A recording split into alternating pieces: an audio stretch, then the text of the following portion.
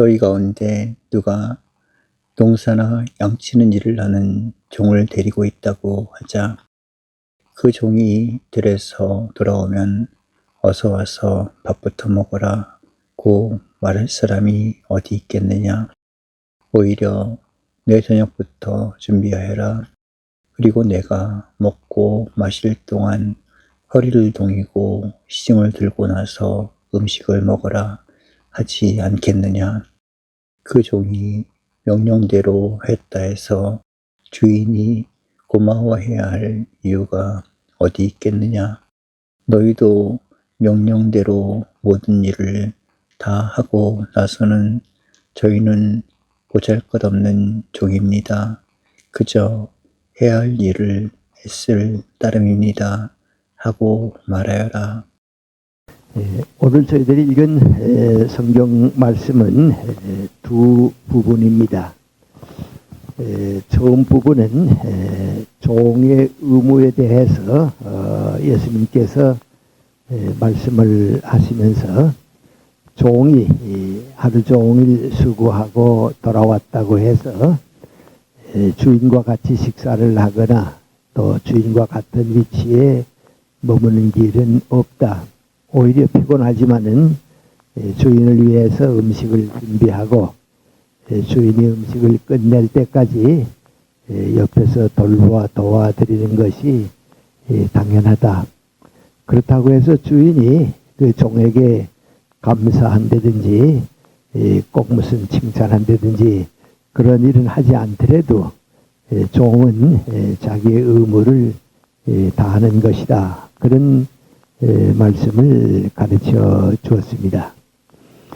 오랜 전통을 통해서 이 주인과 종, 상전과 심할 때는 노예의 관계는 계속되어 왔습니다. 그 관계는 깨지는 것이 아니다. 그대로 유지되고 있는 것이고 종은 종의 의무를 다해야 하는 것이다 하는 말씀입니다. 그런데 이 말씀만 놓고 보게 되면 그런 생각이 정당하냐, 또 그렇게 살아서 우리 사회가 평등하고 정의롭고 행복한 사회가 되겠느냐, 그런 의문을 많은 사람들이 가지고 있고, 지금은 이런 예수님의 말씀에 대해서 반대하는, 비판하는 사람들이 상당히 많이 있습니다. 세계에서 가장 많은 독자를 가지고 있는 독일의 니체라고 하는 철학자, 시인이 있습니다. 그는 자기 글 가운데서 예수는 혁명을 일으킨 새로운 정신력을 가지고 세상을 바꾸어준 사람인데, 바울이 그 예수의 교훈을 노예의 종교로 삼았다. 그래서 크리스찬을 약자로 만들고 복종하고 순종하는 사회 제도를 긍정해 버리고 말았다. 그래서 아직 바울의 위치를 대단히 마땅치 않게 보고 있습니다. 노예 근성도 그대로 살리고 약자로 머물면서 강자 앞에서 억지로 행복을 가지는 듯이 생각하는 것은 옳지 않다고 봤습니다. 그런데 그 종의 의무에 대해서 가장 반기를 든 사상 주장하는 사람들이 있습니다. 그것은 마크스주의자들입니다. 공산주의자들입니다. 그들은 이런 일은 있을 수가 없습니다. 노예들이, 종들이 투쟁을 하고 혁명을 일으켜서 주인의 자리를 빼앗으면 되지 않냐고, 그리고 종이 주인이 되고 주인이 종이 되도록 만들면 세상은 바뀌어지는데, 언제까지나 나는 노예다, 나는 종이다 해서 주인에게 복종하고 인간의 권리를 평등하게 찾지 못하는 것은 옳지 않다고 보고 있습니다. 그래서 잘 아시는 대로 이 공산주의자들, 마크스주의자들은 언제나 종교를 반대합니다. 이런 종교를 그대로 두어서는 안 된다고 항거하고 투쟁과 혁명을 강조하고 있습니다. 그리고 그러한 사상은 지금 우리 주변에서도 아직 많이 남아있기 때문에 그런 것을 가르치고 그렇게 해야 한다고 주장하는 사람들이 많이 있습니다. 이 사회주의 운동이라고 할까요? 공산주의 운동이 우리나라에서도 일어나고 있을 때 제일 먼저 그 힘이 성장하는 것은 노동자, 농민입니다. 우리나라는 농민은 좀 낫습니다만은 노동자입니다. 그리고 이러한 그 좌익 사상을 강하게 가지고 있는 노동조합에서 사람들에게 교훈을 가르쳐주고 그랬습니다.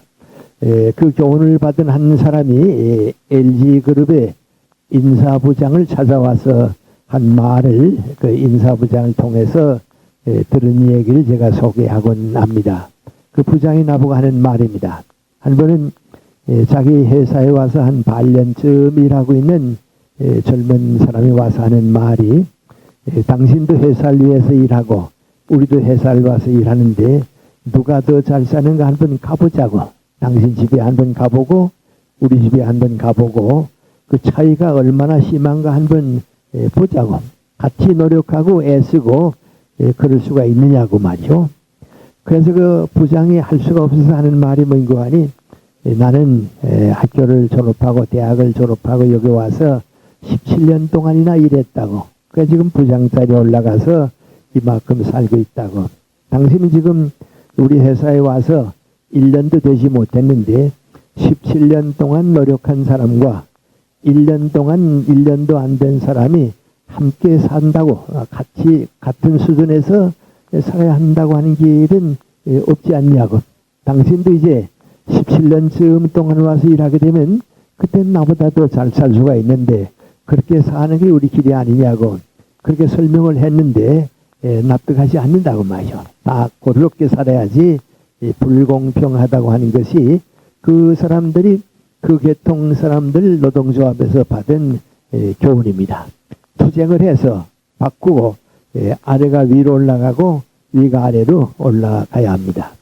그래서 우리 중국에서도 보고 이북에서도 많이 봤습니다만 이 사람들이 제일 먼저 일으키는 게 민구안이 인민재판입니다. 저는 북쪽에 있었기 때문에 많이 봅니다만은 이 인민재판에 희생을 당해서 쫓겨나는 사람들은 대부분 부자입니다. 그리고 지주입니다. 그리고 재산을 많이 가지고 있는 사람들을 다 내몰아 버리고 말았습니다. 숙청을 한다고 하죠. 그래서 기업가가 없어지고 부자가 사라지고 사용하는 사람들이 없어지고 말았습니다. 그리고 이 사람들은 이 육체적인 노동을 소중히 여겼기 때문에 이 정신적인 노동은 인정을 하지 않습니다. 왜냐하면 그 사람들이 원하는 것은 뭐인고 하니 노동자 농민들이 다스리는 사회를 만드는 겁니다. 노동하는 사람이 살아야 하는 겁니다. 그래서 제일 높은 교훈이 뭔고 하니 노동은 신선하고 누구나 노동을 해야 한다고 합니다. 북경대학의 교수들의 일이 생각이 납니다마는 이 북경대학 교수들이 모택동 지하에서 회의를 했습니다. 회의를 하면서 사실 우리는 노동자 농민들과 같이 노동을 못하고 있단 말이죠. 그러니까 여름방학 동안 우리가 직접 공장에 가고 농토에 가서 노동자 농민들과 같이 땀을 흘려야 한다고 나가고 그랬던 일이 있습니다. 왜냐하면 노동자 농민의 세계를 만들자고 하는 것이 바로 그것입니다. 그런데 이제 그 뜻이 그대로 이루어졌다고 볼 수 있는 사회가 북한입니다. 북한은 노동자 농민의 사회로 이루어졌습니다. 그리고 그렇게 돼야 한다고 생각하는 사람들이 386 세대입니다. 우리 노무현 정권 밑에서 실질적으로 노무현 정권을 이끌어가고 있는 사람들입니다. 그런데 이 사람들의 생각이 가장 옳은 것 같고 좋은 것 같은데 그 사회가 하나도 성공한 사회는 없습니다. 공산주의 사회가 성공한 사회를 우리가 보고 있지를 못합니다. 아주 오래전에 내 아는 사람 한 사람이 스리랑카에 갔다 왔습니다. 그땐 참 공산사회 가기 어려운 때에 갔다 왔습니다. 그래서 나보고 하는 말입니다. 이 스리랑카에 가게 되면 정말 평등하다고, 다 돈 안 내고 학교에 다니고 있다고, 그리고 직장은 다 가지고 있고 누구나 병치료를 받는다고. 근데 막상 병치료를 받으러 가게 되면 거기에 있는 치료받는 건 민구하니 아무것도 없다고 말이죠. 감기약 종류나 있고 그 간단한 것만 있고 다 평등하게 살지만은 전부 배고프게 평등하다고 말이죠. 의료 혜택은 하나도 받지 못하고 있다고 말이죠. 그리고도 우리는 평등하다고 하는 것만을 자랑하고 있는데 이상한 사회라고 하는 얘기를 하고 있습니다. 그런데 우리 정부에서 쓰고 있는 말 대부분이 지금 거기에서 나오고 있는 얘기입니다. 양극화라고 하는 얘기를 지금 누구나 다 쓰고 있는데 바로 이 양극화라고 하는 말이 뭔고 하니 그 양극화를 주장함으로써 혁명을 일으키자고 하는 겁니다. 아래 위를 바꾸자고 하는 겁니다. 그런데 양극화라고 하는 문제가 해결되는 길은 지극히 간단합니다. 그것은 뭔고 하니 중산층이 형성되면 되는 겁니다. 중산층이 다 무너지면서 양극화를 만드는 것은 이건 경제사회가 붕괴되는 사회입니다.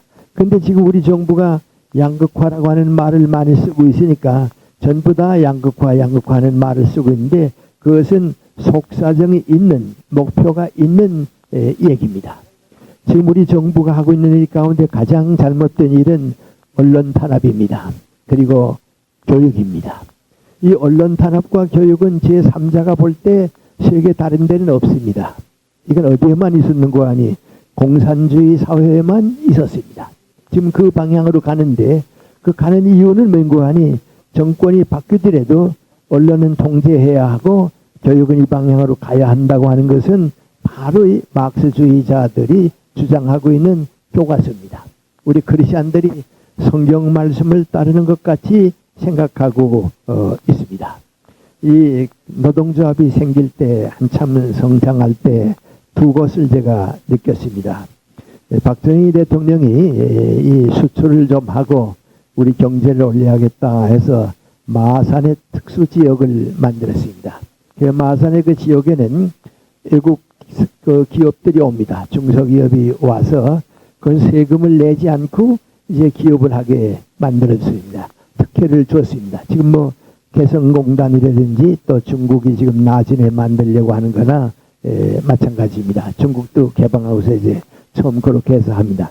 거기에 이제 외국 기업들도 들어오고 우리나라 기업들도 들어갔는데 우리나라 사람들이 하는 기업 가운데 이 망원경이라든지 현미경이라든지 그 고도한 그 렌즈를 만드는 공장이 하나 있었습니다.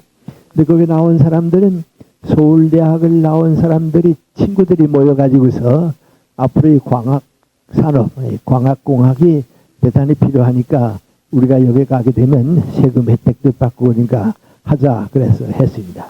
그래서 잘 돼가지고 거의 일본 사람들이 하는 수준까지 올라가게 됐습니다. 그 희망을 걸고 이런 공장들이 이제 10개가 되고 20개가 되게 되면 우리 경제도 희망이 있다 하는 걸로 그 마산 지역에서 이제 그 기대를 모으고 있었는데 거기 노동조합이 형성됐습니다. 형성돼 가지고서는 봉급을 한꺼번에 몇 프로 올려달라고 몇 배 올려달라고 파업을 하기 시작했습니다. 그래서 3개월을 파업을 했습니다. 3개월 파업하고 월급 주는 동안에 그 뭐 가까스로 자금을 모집해 가지고 하던 공장이 그만 문을 닫게 됐습니다. 할 수 없으니까 어떤 거 아니 이젠 더 이상 우리가 빚내다 갈 수는 없으니까 그만 못하겠다고 그 공장 문 닫았습니다. 거기 일하던 사람들이 다 실업자가 됐습니다. 그래 파업을 해가지고 공장 문을 닫고 만들어 놓고서 실업자가 돼서 몇 달 돌아다니다 보니까 갈 데가 없습니다. 일본서도 그래서 이 뭐 운동권 대학생들은 기업에서 받아들이질 않았습니다. 왜냐하면 그 사람들을 받아들이게 되면 와서 일을 하는 게 아니고 파업부터 먼저 하고 선동부터 먼저 하니까 안 받아들였습니다. 그래 거기서 빠져나온 사람들이 몇 달 동안 실업자가 되어가지고 왔다 갔다 하다가 다시 찾아왔습니다. 다시 찾아와서 봉급을 옛날로 돌아가고 일할 테니까 공장을 다시 움직여 달라고 그랬습니다. 그때 내가 갔습니다. 그때 그 세 사람이 뭐인 거 아니 이젠 더 못하겠다고 말이죠. 이젠 빚도 갚을 수가 없고 더 못하겠다고. 그 결국은 문 닫았습니다. 결국은 희망이 있던 기업들이 다 문 닫았습니다. 바로 공산주의자들이 원하는 게 그겁니다. 지금 예수님께서도 가르칠 때 종이 종일 나가 일하고 왔다고 해서 주인이 칭찬하는 것도 아니고 같은 식탁에 있는 것도 아니고 종의 의무를 지켜라. 그러니까 공산주의자들 민관이 그런 세상을 용납해서는 안 됩니다. 그 있으면 사회가 병들기가 안 된다. 그랬습니다. 내가 아는 사람 하나의 조그마한 기업을 하고 있었는데 거기에 또 파업이 됐습니다. 그 파업 조건 가운데 하나가 민관이 노동조합 사무실을 사장 사무실만큼 크게 해달라고 그랬습니다. 그 노동조합원이 다 해서 17명입니다. 그런데 사장실만큼 해달라니까 그럼 사장이 뭐라 하는 거 아니? 그럼 나 사무실 안 가지겠다고 그랬습니다. 안 가지겠다고. 그래서 쏘붙이고 야단하고 배고파 못 살겠다고 그러다가 결국은 파업한 사람들이 나갔습니다. 나간 다음에 어디가 취직하려고 하니까 어디서 파업하고 온 사람들이 다 받아주질 않습니다. 다들 실업자가 되고 그랬습니다. 이런 것을 제가 강조하려고 해서 하는 얘기는 아닙니다. 이런 방향으로 가는 사람들이 전부 이 말씀은 예수님 말씀은 옳지 않습니다. 주인은 편안히 놀고 있고 종들이 나가 일했으면 종들이 대우를 받아야지 옳지 않다. 그렇게 봅니다. 근데 그 사람들이 그렇게 본다고 해서 너희 생각은 반드시 잘못됐다. 그렇게 되지 않으면 그렇게 되는 것은 옳지 않다. 그렇게 말할 수는 없습니다. 근데 이제 다시 좀 바꿔서 얘기를 해봅니다. 예를 들어 말하면 우리 주변에서 보는 문제 가운데 하나입니다. 제가 고향에서 우리 야간 학교 비슷한 좀 한 길이 있었습니다. 근데 우리 고향 부근에 우리 마을에서는 좀 떨어져 있습니다만은 좋은 그 농사 짓는 가정이 있는데 옛날 그 머슴을 둡니다. 머슴을 두어서 이게 두면 열심히 일하는 모습은 거의 없습니다. 아주 억지로 시키는 거 하다간 가버리고 그럽니다. 근데 그 집에 아주 젊은 머슴 애가 하나 들어왔는데 정말 집안일을 열심히 했습니다. 그리고 정성껏 일하니까 그 주인이 야, 너 그렇게 정성껏 일하고 그러는데 공부도 못하고 그래서 안 될 테니까 너 야간 학교락도 가라. 그래서 이제 내가 가르치고 있는 야간 학교에 왔습니다. 얘가 와서 참 열심히 공부했습니다. 그래서 성적도 좋고 글도 많이 배우고 읽게 되고 그랬습니다. 그리고 아주 정직하고 열심히 일하고 그러니까 그 주인이 고맙게 생각해서 너 월급 많이 올려줄 테니까 오랫동안 우리 집에 있어라. 그래서 이랬습니다. 그리고 쭉 일하다가 그 주인 집에 아들이 없습니다. 딸만 이제 둘이 있고 그랬는데 그 두 딸 가운데서 큰 딸이 결혼을 하게 되는데 이 주인이 앞만 찾아봐도 자기 집에서 10년 이상 데리고 있은 모습만큼 믿을 만한 사람도 없고 재산을 맡길 사람도 없습니다. 그래서 결국은 어떻게 하는 거 아니 그 열심히 하는 그 모습을 사유로 삼았습니다. 그래서 집안은 전부 맡기고 이 사람이 그 집안의 주인이 됐습니다. 난 그걸 보면서 말이죠. 열심히 일해서 성실하게 노력해서 손해보는 사람은 없습니다. 일을 사랑하고 성실하게 노력한 사람이 버림받은 길은 세상에 없습니다. 주인의식을 가지고 일하자 그러면 노동조합 사람들은 다 반대합니다. 왜 우리가 주인이냐고 말이죠. 무엇 때문에 주인의식까지 일하느냐고 다 얘기합니다. 그러나 주인의식을 가지고 일하는 사람들이 아니고서는 성공한 사람이 없습니다. 유능한 사람이 없습니다. 큰 기업체도 그렇습니다. 마지막 가서 성공하고 유능하게 되는 사람은 누군가? 이 회사가 정말 내 회사라고 생각하는 그 일을 사랑하는 사람이 주인의식을 가지고 일하게 되고 그 사람이 축복을 받게 되어 있습니다. 그래서 우리는 이 비유가 옛날 있었던 그 노예사회 시대에 있었던 사건이다. 그렇게만 받아들일 게 아니고 지금도 일을 사랑하는 사람이 축복을 받는다 하는 생각은 해야 합니다. 그건 옳습니다. 그건 종의 의무라고 생각할 수도 있지만은 인간의 도리라고도 생각할 수가 있습니다. 그러니까 이제 우리 사회에 실패하는 사람들이 누군가 하고 보면 대부분 주인의식을 가지고 일 안 하는 사람들입니다. 일을 사랑하지 않은 사람들입니다. 이번에 뭐 우리 가정적인 일에 애들이 미국에서 이제 오고 그랬습니다.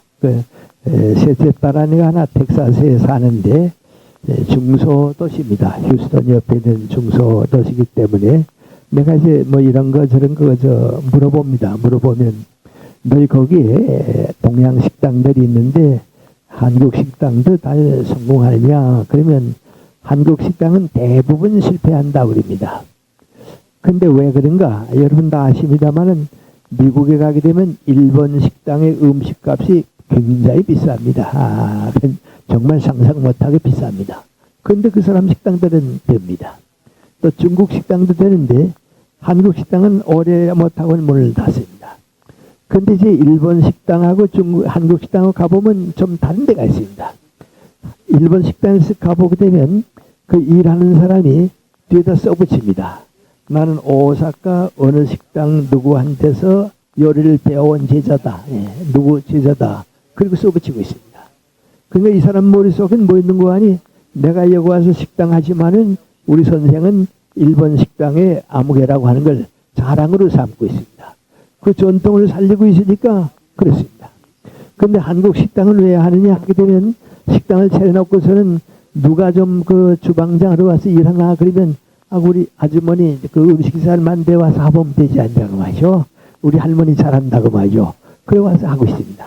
이게 성공할 리가 없습니다. 왜냐하면 집에서 해먹는 것보다 맛있는 음식을 만드는 한국 식당이 거의 없습니다. 그래서 미국에 가보게 되면 한국 식당에 외국 사람이 오는 식당은 참 적습니다. 근데 일본 식당에 가보게 되면 대부분이 외국 사람들입니다. 그 있는 거 아니 일을 사랑한 사람과 일을 사랑하지 않은 사람 사이의 잘못입니다. 그런데 이 문제는 우리가 교회에서는 별로 그런 문제를 취급 안 하고 그런데 우리 정치나 사회 문제가 앞으로도 얼마 동안 이 문제 가지고 이제 고민하게 되겠으니까 제가 말씀을 드리는데 이러한 사고방식이 예수님 당시에 예수님이 이런 교훈을 주셨다고 해서 거의 그대로 어느 시대 어느 사회에서나 적용되는 건 아닙니다. 지금은 긴 역사가 흘러서 다원 사회의 가치관이 인정받고 있는 사회입니다. 이제 거기에 맞춰 보게 되면 예수님의 이 말씀은 옳습니다. 이상하지 않습니다. 예를 들어 말하면 우리 동양 사회에서 언제나 하는 말인데 군사부 일체라고 하는 생각이 있습니다. 임금과 신하 사이의 관계라든지 스승과 제자 사이의 관계라든지 부모와 자녀 사이의 관계는 그건 하나에 통한다. 군사부 일체라고 하는 말인데 그 군사부 일체라고 하는 말이 거기에 깔려있는 건 있는 거 아닌 사랑의 공동체라고 하는 생각입니다. 그리고 다원사회의 가치관이 인정되고 있다고 하는 말입니다. 예를 들어 말하면 막스주의자들이 부자들, 지주들, 잘 사는 사람들 내쫓고 우리도 한번 잘 살아보자. 우리도 한번 그 자리에 올라가 보자. 그러면 그래 나도 올라가 보고 싶다고 인민재판하고 올라갑니다. 그런데 누가 얘기하기를 스승 다 내버리고 나도 제자 노릇하지 않고 스승의 자리에 올라가고 싶다. 올라가자. 그렇게 얘기하면 그건 누구도 받아들이지 않습니다. 왜요? 나는 선생한테 배웠습니다. 우리 스승이 나를 사랑해 주었습니다. 근데 나는 지식이 적고 우리 선생은 스승이 많다고 해서 스승 끌어내리고 내가 거기에 올라가자. 그런 얘기하는 사람은 없습니다. 그런데 공산주의는 거기까지 갑니다. 모택동이 뭐 했는지 아십니까? 문화혁명 할 때. 공자 맹자가 아직도 남아있어서 우리 중국 사람들이 갈 길 잃어버린다고 말이죠. 공자 맹자 다 없이 하라고 했습니다. 그 남는 게 뭐냐? 막스주의만 알면 된다고 말이죠. 그렇습니다. 그래서 여러분 지금 청와대에도 들어가 있는 386 세대들은요. 죄송합니다. 비유를 그렇게 해서 말씀하기가 미안한데 토인비는 공산주의는 종교라고 그럽니다. 그러니까 서구 사회에 가게 되면 오히려 내 얘기가 더 쉽게 통할는지 모릅니다. 이 공산주의자들은요. 목사님이 성경 말씀을 읽는 것 같이 막스를 읽습니다. 그러니까 목사님들 설교하시는 거 보면 전부 성경 말씀 인용 아니에요? 그 성경 말씀 한 번 인용하게 되면 다 되거든요. 이 공산주의자들은 민구안이 막스 얘기를 꺼내놓으면 다 복조입니다. 그러니까 그 막스 얘기만 꺼내면 목사님들이 성경 말씀 얘기까지 꺼내는 거나 마찬가지입니다. 그래서 모택동이 한 말이 민구안이 뭐 공자 노자 다 없이 해버리고 말이요. 우리 사회주의 사상만 남으면 된다고. 뭐 모택동 수족 가지고 행진하고 뭐 야단하지 않았어요? 근데 지금 어떻게 됐습니까? 그게 없어지고 공자 맹자가 지금 다시 살고 있잖아요. 그럼 민구안이 스승의 자리를 내쫓고 내가 올라가겠다. 그건 반항하거나 항거하지 못합니다. 그래 되면 손해를 보기 때문에 그렇습니다. 또 예술가는 존경을 받습니다. 근데 그 예술가가 존경받는 게 싫다고 해서 다 내쫓고 내가 올라가겠다. 그건 누구도 하는 길이 없습니다. 카라일의 유명한 얘기가 영국 사람들에게 통합니다만 셰익스피어와 인도를 놓고서 인도를 택하겠느냐 셰익스피어를 택하겠느냐 나는 셰익스피어를 택하겠다고 했습니다. 왜요? 그 큰 식민지 인도보다도 문화적인 전통을 이어준 셰익스피어를 택하겠다고 얘기하는 겁니다. 전부 이러한 게 예술가들에게 대해서도 넌 싫다. 나도 너만큼 작곡하겠다. 나도 너만큼 시를 쓰겠다. 나도 너만큼 그림을 그리겠다. 그거 하는 사람은 없습니다. 왜요? 못하니까요. 못할 수 있지 않습니까? 또 정말 진정하게 존경받는 정치인을 미워하는 사람은 없습니다. 미국 사람들이 가장 훌륭한 정치가가 누구냐 하다가 뭐 조지 워싱턴, 아브라함 링컨 얘기하는데 조지 워싱턴 물러가라 마셔. 아브라함 링컨 물러가라. 내가 대신 그 자리에 가겠다. 그런 사람은 없습니다.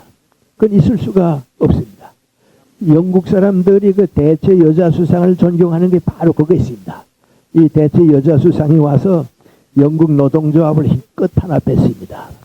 노동조합을 이대로 두어가지고서는 영국 경제는 희망이 없다고 말이야. 힘껏 하나 뺐습니다. 그런데 영국 국민이 지지해 줬습니다. 왜요?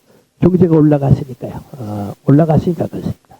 뭐 제가 너무 자주 하는 얘기니까 미안합니다만은 나도 오랫동안 한국 경제를 이만큼 이끌어준 사람은 근로자라고 그랬습니다. 땀 흘리기 위한 근로자라고 그랬습니다. 그런데 지금 와서는 항상 하는 말이 민구안이 근로자들이 한국 경제를 이끌어준 것은 사실이지만은 노동조합은 한국 경제를 망쳤습니다. 그건 망쳤습니다. 왜요? 뒤집자고 하는 거거든요. 예, 예. 우리도 일 안 하고 많이 받겠다. 그 생각이거든요. 여러분 발명가나 기술자나 이런 사람들이 존경받는 것은 당연하지 않습니까? 예? 여러분 이따만큼 이제 역사를 가보면 재밌습니다. 영국 가게 되면 이제 그 하이드 파크라고 영국 런던의 한 도시에 큰 그 이제 공원이 있잖아요. 그 몇 번 가보는데 처음에 내가 갔을 때는 점심시간에 한번 가보라고 그래서 이제 거기 가봤습니다. 가보게 되면 여러 사람들이 와서 뭐 자기 종교도 주장하고 신앙도 주장하고 뭐 이제 동양 사람들 가서 떠들고 이제 뭐 여기저기 한 20명 많으면 50명 모입니다. 그런데 거기는 꼭 누가 나오는 거 아니? 공산주의자들이 나옵니다. 점심시간에 공장에서 일하던 사람이 쉬는 시간을 이용해가지고 그러면 이제 공산주의자들이 와서 얘기합니다. 그 얘기하는데 이런 얘기합니다. 공산사회에 가게 되면 공장에서 생산한 물건이 소비조합을 통해서 그대로 간다고. 그렇기 때문에 10,000원에 생산됐으면 10,000원으로 소비자에게 간다고. 그런데 영국에서는 10,000원에 생산되게 되면 도매상에서 11,000원이 되고 소매상에서 12,000원이 되고 12,000원으로 소비자에 가게 되니까 모든 국민이 2,000원씩의 손해를 본다고 말이죠. 그러니까 제도를 바꾸자고 하는 거예요. 그렇게 얘기합니다. 그럼 그 얘기를 듣는 영국 사람들 다 듣고서 뭐라 그럽니까? 생각이야. 그렇지. 근데 서른 가보게 되면 제가 사고 싶은 물건을 하나도 제대로 못 삽니다. 사이즈도 안 맞아도 억지로 사야 합니다. 왜요? 같은 게 제가 선택을 못 하거든요. 아동복도 선택 못 하고 전부 선택을 못 하거든요. 그러니까 조금 돈 더 주고라도 내 마음에 맞는 거 샀으면 그게 낫지. 또 그리고 도매상도 그렇게 해서 살고 소매상도 그렇게 살아서 우리도 사는 거지. 그거 다 끊으면 뭐 이렇게 경제가 움직여지나 말이죠. 그러니까 다 열심히 듣고 민구안이 꼭 세상에 뭐 그렇게 되나 그랬다. 공산사회에서 제일 나빠하는 거 싫어하는 게 뭔지 아십니까? 증시입니다. 공산사회에서 증시를 가지고 산다니 이건 정말 공짜로 자본이 왔다 갔다 하는 거거든요. 그러니까 나도 뭐 젊었을 때는 좀 그런 생각했습니다. 그 사람 생각이 되는 게 이제 자꾸 좀 바뀌는데요. 우리나라 사람들은 생각이 바뀌면 잘못됐다 그럽니다. 재미있는 얘기는 우리 백낙준 연세대학교 총장님이 그 골프를 반대했습니다. 뭐 한국 경제 골프가 뭐냐고 말이죠. 교수들 골프 나가는 걸 마땅치 않다고 좀 반대했습니다. 그러다가 오랜 세월이 지난 다음에 그 어른이 골프를 쳐봤습니다. 쳐보니까 재미도 있고 건강에 도움이 되거든요. 그러니까 뭐 이런 거 아니 골프 치라고 말이요. 그 건강에도 조건 들고서는 좋다고 말이요. 그럽니다. 그럼 어떤 교수들은 뭐라 한 거 아니? 사람이 한때는 나쁘다 그러고 한때는 좋다 그러고 그런 법이 어디 있냐고 그럽니다. 김생 그렇지 않아요? 그럽니다. 그래서 내가 바뀌니까 진보하는 것이 바뀌지 않고 그대로 살면 진보가 어디 있냐고 말이요. 나도 오늘 이렇게 생각했는데 이 다음에 알고 보니까 그게 아니니까 이걸 올라가면 그래야 진보가 있는 거지 그대로 그것만 가지고 살면 그 진보가 있냐고 말이죠. 그 막스주의가 그래서 진보가 없습니다. 그리고 이제 보수적인 신앙 가진 사람들이 그래서 진보가 없습니다. 그 바뀌는 게 선한 방향으로 바뀌어야 하는 게 옳은 겁니다. 아까 얘기를 돌아가겠습니다. 그래서 정시를 제일 싫어합니다. 근데 지금 중국 사람들이 제일 열중하고 있는 게 뭔지 아십니까? 그 상하이 증시입니다. 거기 지금 전부 목매고 살고 있거든요. 근데 가만 보게 되면 그 공산주의 사회에서 보게 되면 그게 마땅치 않은데 말이죠. 마땅치 않은데 그것이 굴러감으로써 말미암아 100% 200%의 경제가 또 움직이고 있거든요. 예? 그래서 그 혜택을 받고 사는 겁니다. 다원사회의 가치입니다. 그래서 기술자도 존경을 받고 또 발명가도 존경을 받는 겁니다. 근데 요새 우리 운동선수가 그 관심 가지는 것 보세요. 예? 대단하거든요. 지금 제일 우리 걱정거리 가운데 하나가 이제 평창이죠. 평창에서 이제 동계올림픽을 유치하기 위해서 애를 쓰고 있는데 소련이 지금 거기에 대해서 지금 우리가 한다고 그러는데 시설이나 모든 건 우리 아마 좋은 문화입니다. 근데 그 지금 소련 누가 가는 거 아니? 그 유명한 여자 정구 선수 사라코프라고 합니까? 그 여자 선수가 있거든요. 그 고향이래요. 그래서 그 여자 선수가 돌아다니시면 거 아니? 하고 해서 너 아니 꼽다 말이죠. 뭐 1년에 몇 번 안 뛰고 뭐 우리 뭐 10년 동안에 버는 돈도 못 버는데 아니 꼽다. 그런 사람 없습니다. 타이거 우즈는 지금 얼마나 돈 많은지 우리도 잘 모릅니다. 그렇다고 해서 뭐 너 나쁘다 말이죠. 그렇게 쉽게 돈 버는 놈이 어디 있냐 욕하지 않습니다. 그럼 뭐라 하니까 너도 골프 실험을 안 마죠. 이기면 되지 않냐고 말이죠. 그렇습니다. 경제도 그렇습니다.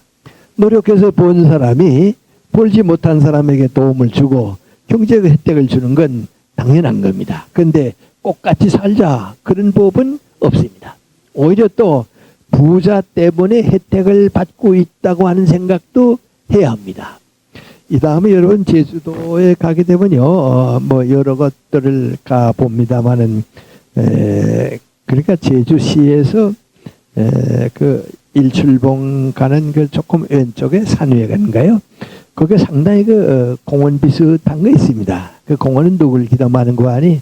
만덕 할머니를 그 추모하는 공원입니다. 근데 옛날 그 정비석 씨라고 하는 대중 소설가가 있었죠. 그 소설가가 이제 제주에 가서 그 만덕 할머니 얘기를 듣고서 소설을 써서 뭐 이제 일간지에 발표도 되고 이제 그런 게 있습니다. 근데 그걸 가보게 되면 무슨 얘기가 나오는 거 아니? 만덕이라고 하는 할머니가 있었는데 이 할머니가 이제 요새 말하면 기생이라고 할까요? 하여튼 뭐 그런 직업을 가진 여자입니다. 그런데 이제 경제력이 경제 능력이 많으니까요. 자꾸 돈을 벌었습니다. 돈을 벌어서 재산을 많이 모아가지고서 어떻는 거 아니? 이제 그 가난한 이제 소작인들에게서 쌀을 거두오고 이제 그랬다가는 이제 봄철이 되게 되면 이제 놔주고 그렇습니다. 근데 이 할머니가 그렇게 일하고 있을 때 제주도에 큰 가뭄이 들었습니다.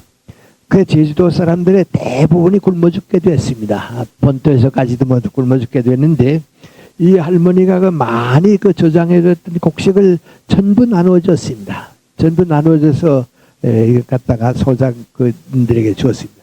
그래서 그 기가에서 벗어나서 다시 살게 됐습니다. 그래서 그 할머니를 기념하기 위해서 그렇습니다. 그러면 그때 그렇게 굶주리고 흉년과 가뭄에서 고생했던 사람들이 그 할머니에 대해서 좀 고맙다는 생각이니까 말이요.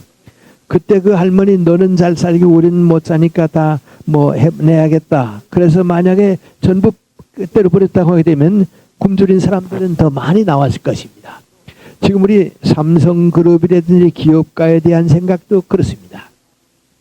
미안하지만 아마 우리 노무현 대통령과 그 배후에 있는 386 세대 사람들이 보게 되면 이 삼성그룹은 대단히 안 입고 올 겁니다. 뭐 오족이라고 해서 삼성그룹이나 뭐 조선일보 뭐 다들 이렇게 서울대학도 없애자고 그래 나오고 있는데요.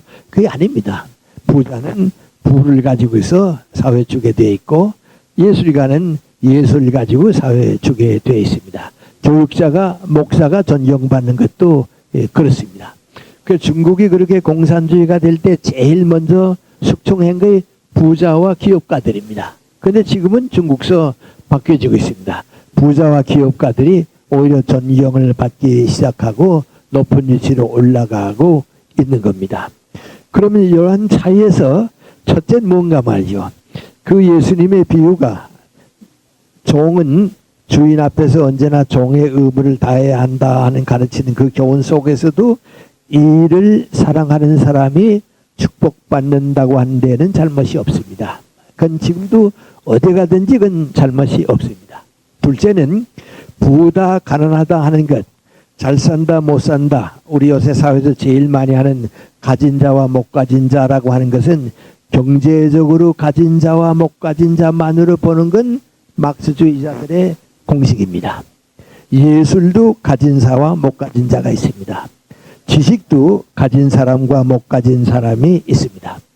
발명가와 기술자가 되는 것도 가지는 사람이 있고 못 가지는 사람이 있습니다.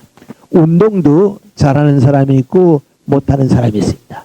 교육도 가르치는 사람이 있고 배우는 사람이 있습니다.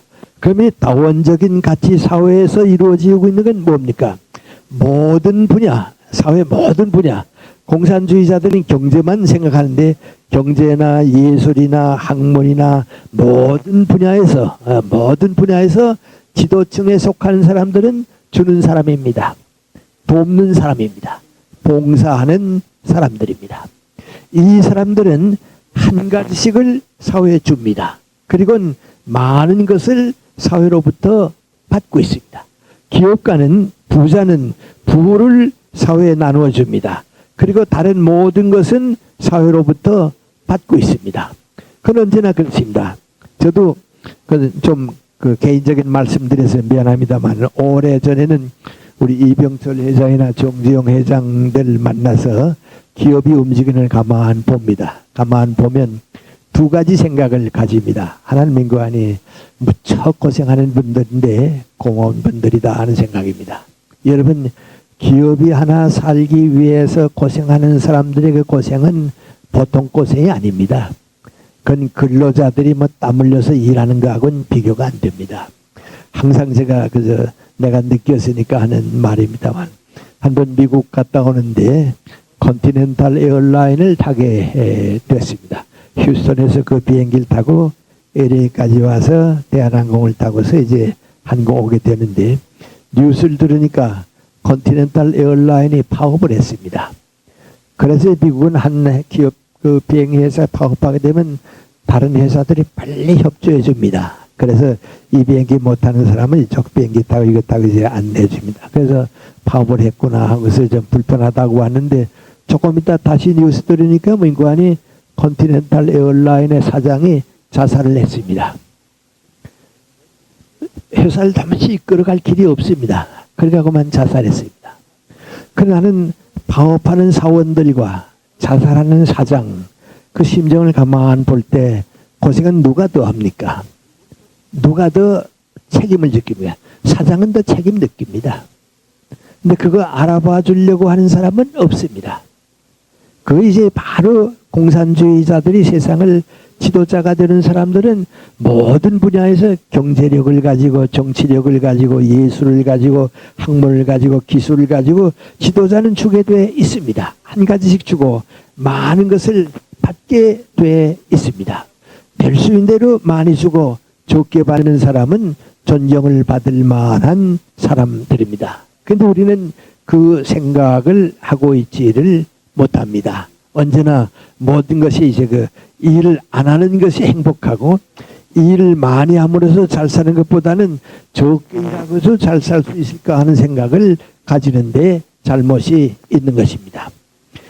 그렇게 된다고 하게 되면 그 다음 문제, 마지막 문제로 가는데요. 그러면 이 처음 문제는 노예 의무에 대한 문제를 얘기하고 그 다음 문제는 예수님이 사마리아와 갈릴리 지방 사이를 지나가는데 문둥병 환자들은 이제 허락을 받은 위치에 가서 따로 삽니다. 자기들끼리 이제 모여 사는데 그 10명이 예수님이 지나가신다는 소식을 듣고서 우리를 불쌍히 여기서 고쳐달라고 그럽니다. 예수님께서 너희 병이 나을 수 있으니까 나았으니까 제사장에 가서 몸을 보이고 일반 사람들이 사는 곳으로 가라 하고 보냅니다.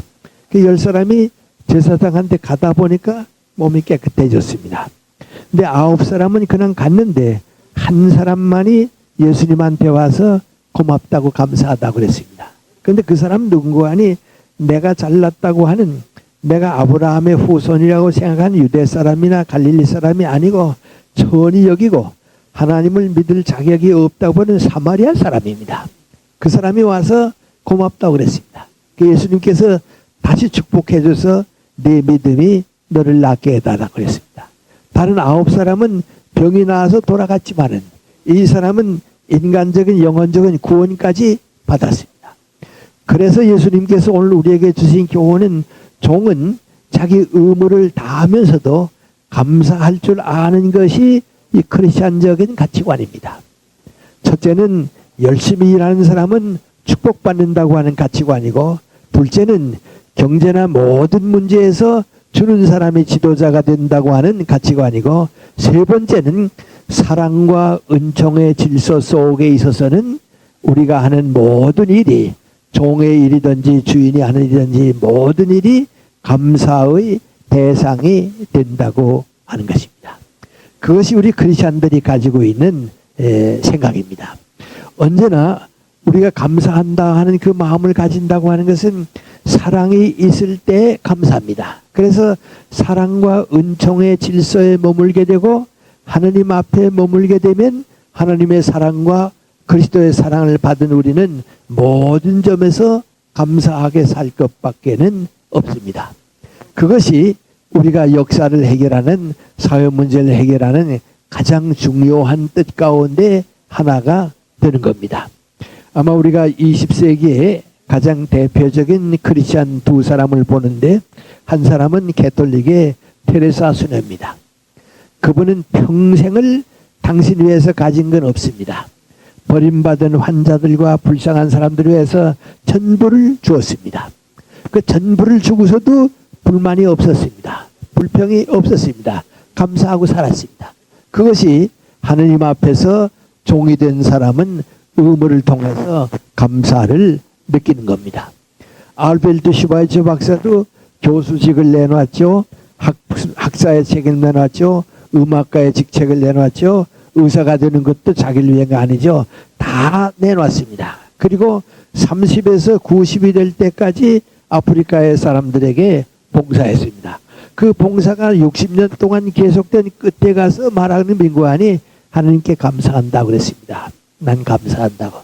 알베르트 슈바이처 박사 그 따님이 한번 우리나라를 다녀갔습니다. 다녀가서 저도 저녁 식사를 같이 하는데 좀 앉아 같이 참석하면 좋겠다고 그래서 그 따님하고 앉아서 이제 뭐랬는데 그 따님 얘기를 가만 들어보니까 슈바이처 박사가 그 딸 하나를 이제 따님 하나를 키우고서는 더 이제 그 가정에 대한 그 이제 자녀들 더 낳아서 키우겠다 하는 생각은 거의 안 하신다고 그래요.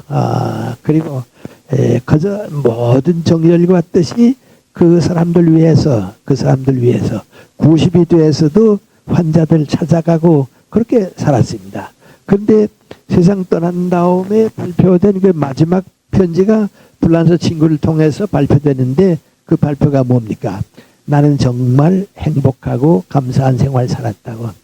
60년 동안 그리스도의 뜻을 따라서 많은 사람에게 봉사할 수 있게 축복받은 사람은 나와 같은 사람은 없다고 말이죠. 그것이 종의 도리입니다.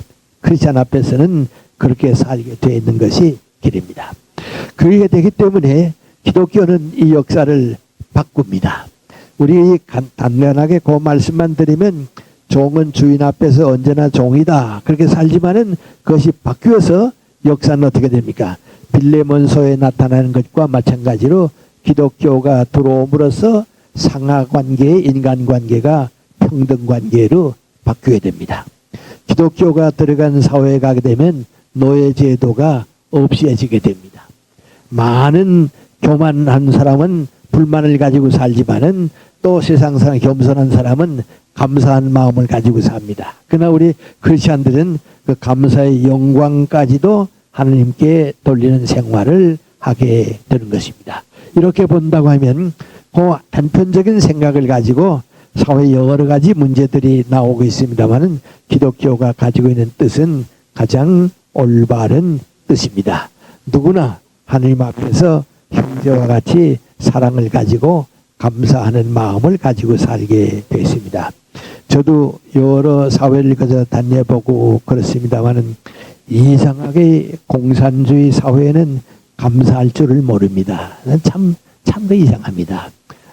대단히 죄송합니다만 아마 우리 노무현 대통령도 감사하다고 하는 말은 안 썼을 겁니다. 투쟁은 하라고 그랬지만은 감사하자고 하는 말은 안 썼을 겁니다. 그래서 제가 좀 뭐 죄송한 얘기지만 우리 지금 언론에 대한 탄압이라든지 이런 건 사랑이 없는 어떤 이념에 복종하려고 하는 뜻이기 때문에 그렇습니다. 그건 불행한 일입니다. 기독교와는 완전히 반대되는 일입니다. 그리고 우리 개인 생활도 그렇습니다. 부끄러운 얘기 하나 드리고서 말씀을 그치겠습니다. 여러분도 다 6.25를 체험했습니다만은 저는 6.25를 맞이할 때 30세였습니다. 그러니까 사회에 대해서도 어느 정도 좀 볼 줄도 알고 또 북한에서 공산주의 세계도 체험하고 왔기 때문에 6.25 전쟁이 사실은 우리 대한민국의 운명을 결정하는 전쟁입니다. 그건 대단히 이건 큰 문제입니다. 우리가 지금 뭐 역사가들이 이렇고 저렇고 얘기 다 하는데요. 공산주의는요. 공산 그 정권과 힘을 가지고 세계를 지배할 때까지 세계를 전쟁이 끝이지 않습니다. 근데 난 우리 주변에 좌익 운동하는 사람들도 안 그럴진 모르겠습니다만 그러고요. 또 이 공산주의를 비판하고 반대하는 사람들도 공산주의가 뭐라고 하는 걸 잘 모르고 있어요. 잘 모르고 있어요. 이전 이름은 잊어버렸습니다만 미국의 그 상당히 유명한 목사가 한 사람이 있는데요. 이 사람이 어떻게 이제 그 목사 생활을 하다가 공산주의를 연구하게 됐어요. 그리고서 우리 시대에 뭐 신학을 하고 뭐 목사가 되는 것보다도 공산주의의 정체를 알리는 것이 가장 소중한 내 의무라고 생각을 했어요. 그래서 이제 무슨 사건이 신문에 나게 되면 그걸 전부 이제 추적을 하는 거예요. 추적을 하게 되면 마지막 가서 닿는 데가 어딘고 하니 공산주의예요.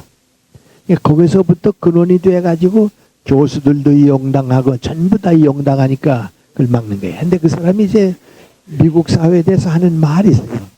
미국 사람들은 민주주의 사회에서 살았기 때문에 공산주의를 어떻게 이해하느냐. 예를 들어 말하면 이제 여기에 클래스가 하나 있습니다. 많은 학생들이 이제 쭉 있는데 거기 이제 공산주의자가 두세 명도 들어와 있습니다.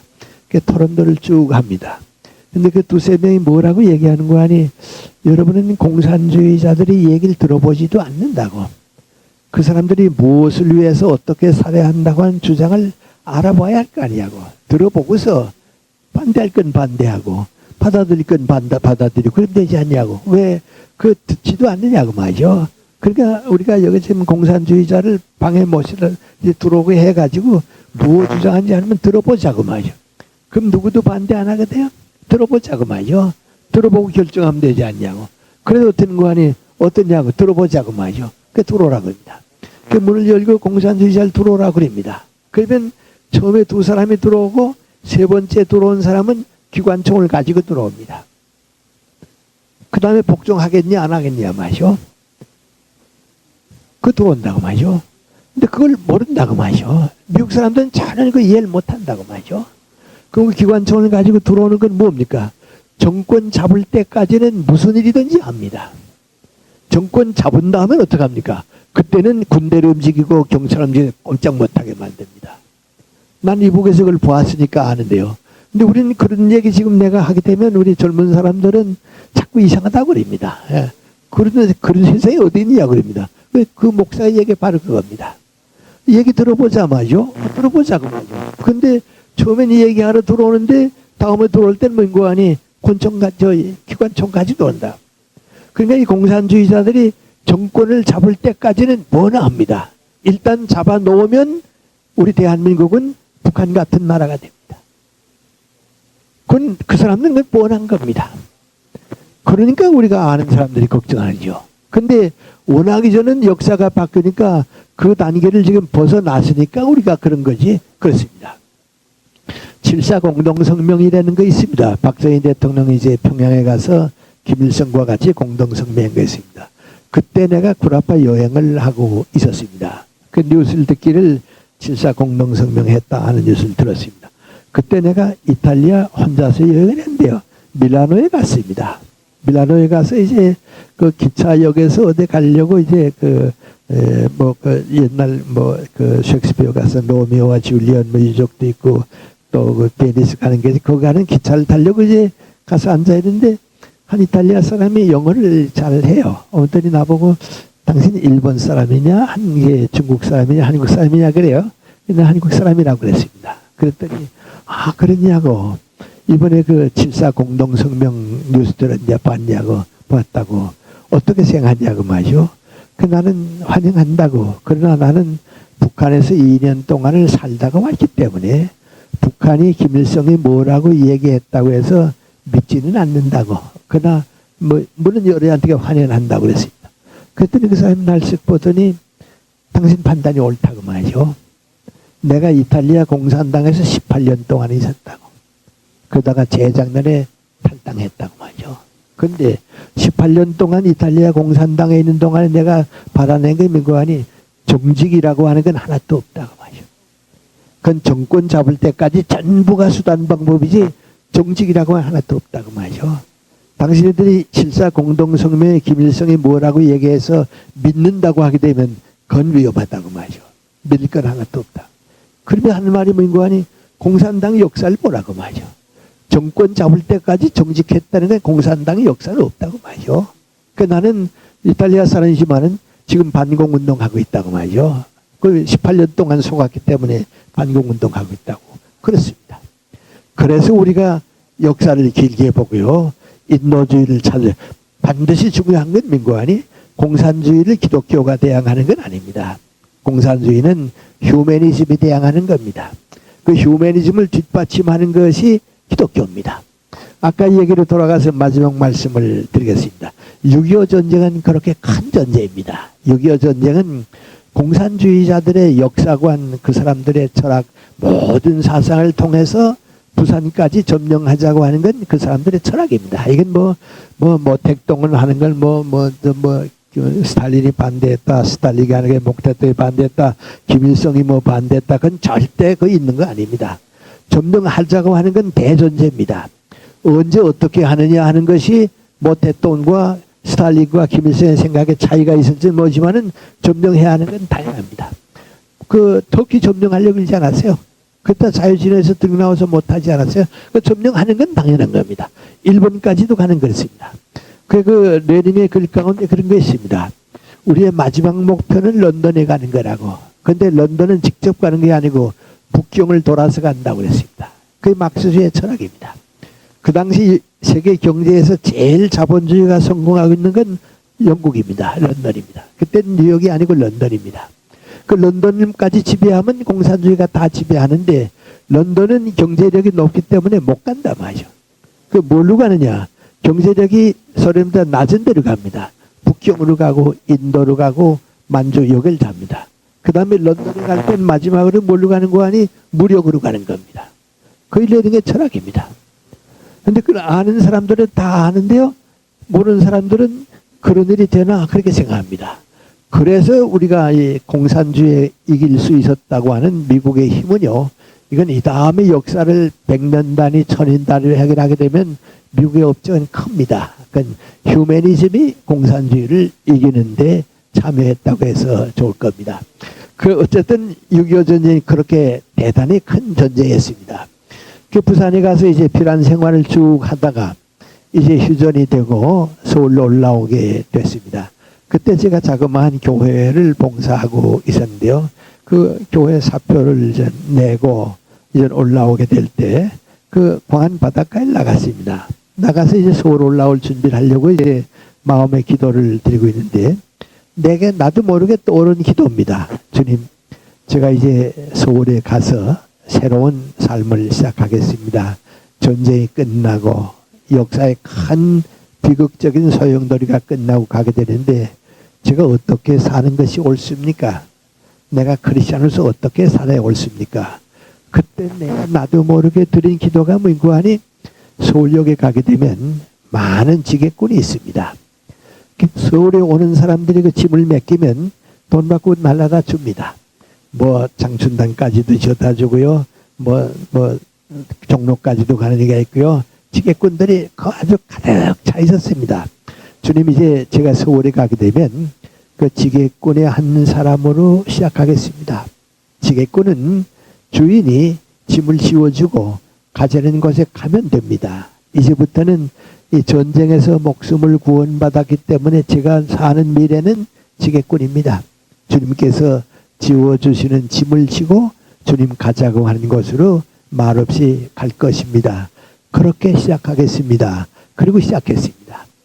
그리고 그때 그걸로 시작해서 지금도 그걸 잊질 못합니다. 나는 지게꾼인데 주님께서 짐을 지워주시는 대로. 그런데 지금 와서 가만히 생각해보면 놀라운 건 민구하니 나는 짐을 지는 지게꾼으로 살았는데 주님께서 나에게 지워주신 짐은 가장 소중한 짐이었습니다. 그것이 나에게 대한 축복이었습니다. 그것이 내가 갈 수 있는 최선의 길이었습니다. 그것이 주님께서 너가 나를 택한 것이 아니고 내가 너를 택해서 짐을 부탁했다고 하는 결론으로 돌아가고 있습니다. 그것이 종의 도리입니다. 그리고 감사와 영광의 생애를 살게 되는 길입니다. 오늘 우리가 읽은 성경 말씀은 지극히 평범한 예수님의 말씀이지만은 그 당시에서 오늘 우리 사회의 역사와 전부 비교해 볼 때 역시 하느님 앞에서 지게꾼과 같이 사는 사람에게 오는 축복과 영광은 그건 하느님의 사랑을 기대하고 있는 우리에게 주어지는 일입니다. 누구도 모릅니다. 그렇기 때문에 우리는 주님 앞에서 가장 겸손한, 가장 주님의 뜻을 도와드리는 종의 의무를 다함으로써 주님께서 우리에게 주시는 축복에 동참하게 되는 삶을 선택하게 되는 것입니다. 기도드리겠습니다. 아버지의 사랑을 다 깨닫고 아는 자식은 별로 없습니다.